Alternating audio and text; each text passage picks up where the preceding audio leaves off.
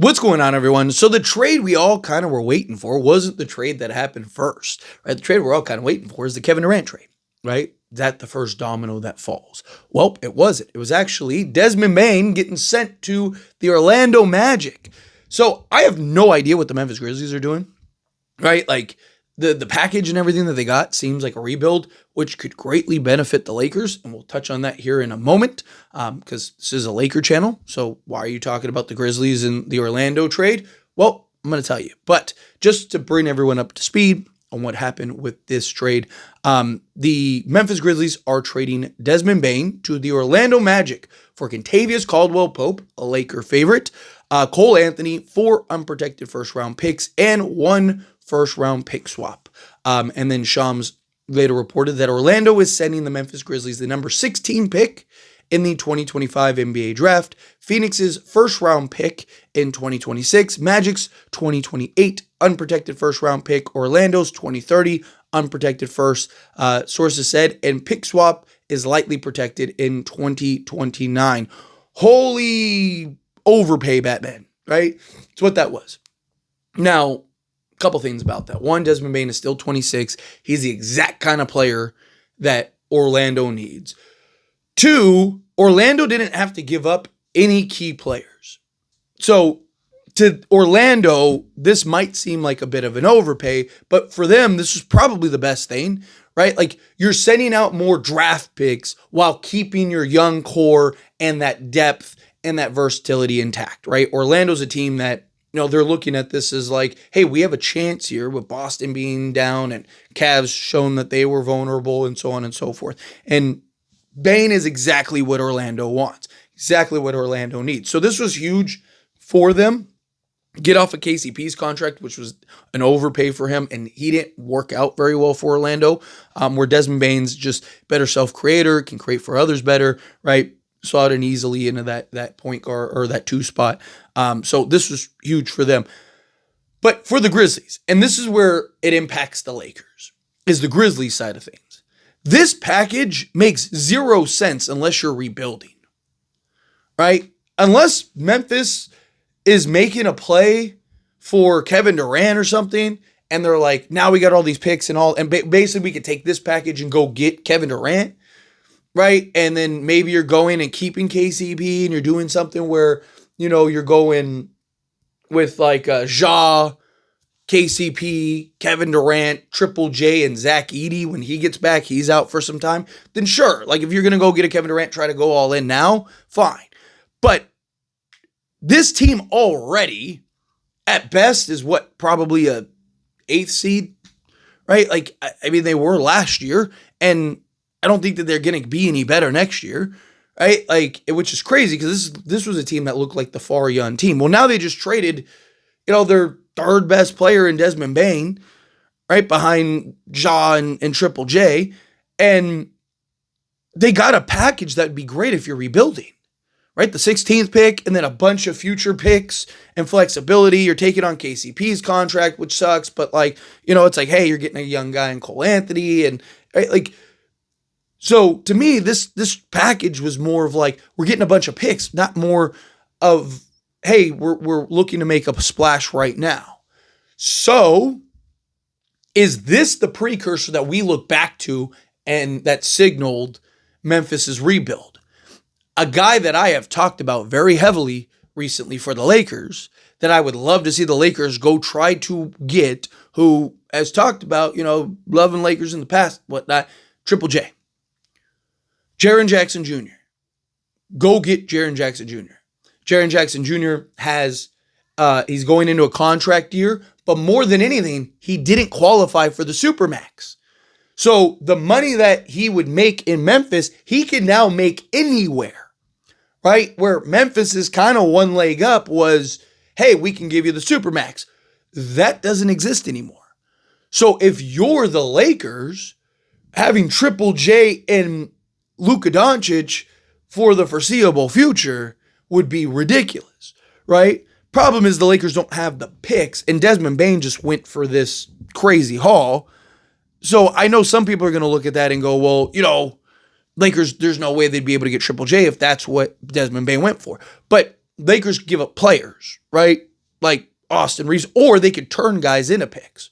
Right? It's like, hey, you want the picks? We turn guys into picks, and then give you the expiring contracts, so you maintain flexibility, and you go turn if they don't want if they want picks over Austin Reeves, go turn Austin Reeves into 2 firsts, right? So now there's 3 firsts. Rui probably field you a first from one of these teams, these contending teams. Probably get a first for Rui, right? You might be able to get a first you probably could get a first for Connect, right? So, all of a sudden you go get 4 or 5 firsts, plus the first you have, plus the pick swaps, boom, there you go, get your Triple J, right? And now, even if you have to overpay for Triple J slightly, boom. Also, here's the thing too, you got to keep in mind, Triple J could just say, I only want to go to Lakers. He could literally pull an Anthony Davis and go, I only want to go to Lakers. Like, yeah, I'm on the market. Anybody can trade for me. But just know, if you trade for me, I'm leaving. Right? And I'm going to go sign with the Lakers. And guess what the Lakers could do? If they know he's coming in a year, go to Luka and be like, hey, how badly do you want Triple J? Right? Because we could go and make a bunch of moves and a bunch of trades and, whatever they are or what they are. Or we can wait a year. We can just go sign Clint Capella and Brook Lopez to like a 1-year deal, maintain the cap flexibility, and that way you have all this expiring, and then we could just go sign Triple J outright in the offseason because we'd have, $120 million falling off the books. And we could go sign Triple J and still retain Austin Reeves and, LeBron James and all that other stuff. So, or do a sign and trade to where they don't have a choice, right? So to me, I look at this and I go like, this could be good for the Lakers. I mean, even KCP, I wouldn't hate.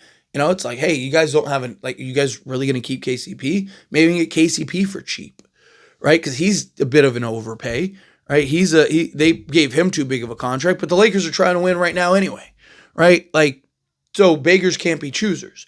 So to me, it's like, if you can get KCP, even though it's a bit of an overpay, he's never had a better year than he did with the Lakers. Like, his best tenure was with the Lakers, right? But he's making like $22 million a year. So he has this year coming up in which he's making $21.6 million, and then next year where he's making $21.6 million on a player option. He's not going to turn down that player option because he's not going to make $21 million at year 33 anywhere else. So, but he's still 32, right? He's a year removed, right? I know he didn't have a great year in Orlando last year, but he's a year removed from being all defense, all NBA defense, right? Like, so he is still one of the premier 3-and-D guys. Orlando just doesn't have the shot creation and playmaking that the Lakers would have, right? KCP slotted alongside Luka, LeBron, and Austin Reeves is very different than, Anthony Black and,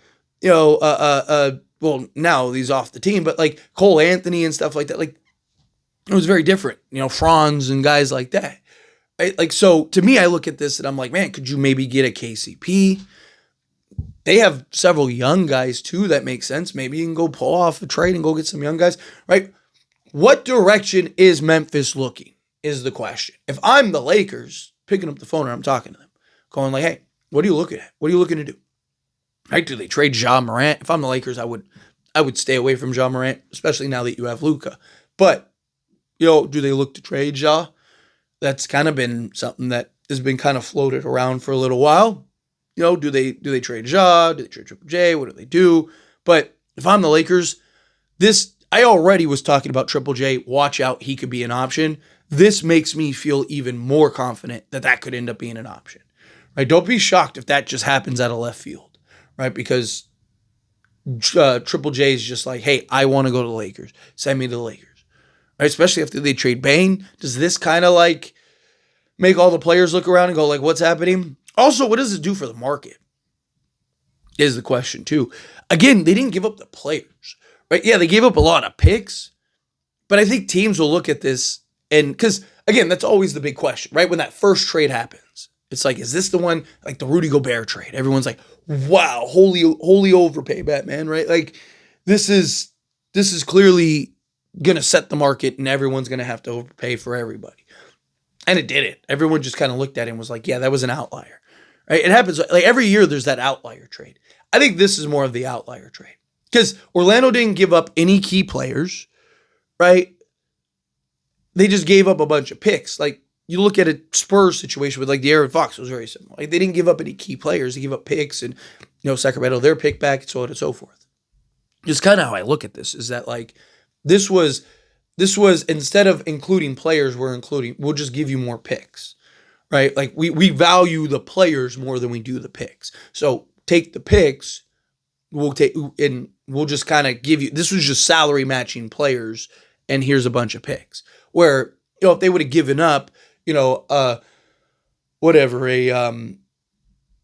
Jalen Suggs or something like that, then guess what? They're probably only getting, two firsts, if that, right? Jalen Suggs or Desmond Bane, and then, maybe they're throwing in a first or two. But that's probably it. This was like, hey, we don't want to give up any of our players. We'll just give you a bunch of picks. So I don't think that this does anything for the market because I think everyone's going to look at it and go this is very obvious what happened here, right? But anyway, as always, this is a discussion, pass a question on you. Let me know your thoughts and opinions down in the comments. That being said, if you haven't liked this video, hit that like button. Helps a lot. So if you enjoy these types of videos, and I truly appreciate it. Not subscribe channel, hit that subscribe button, turn on the bell notifications. Appreciate y'all. See you in the next one. Thank you.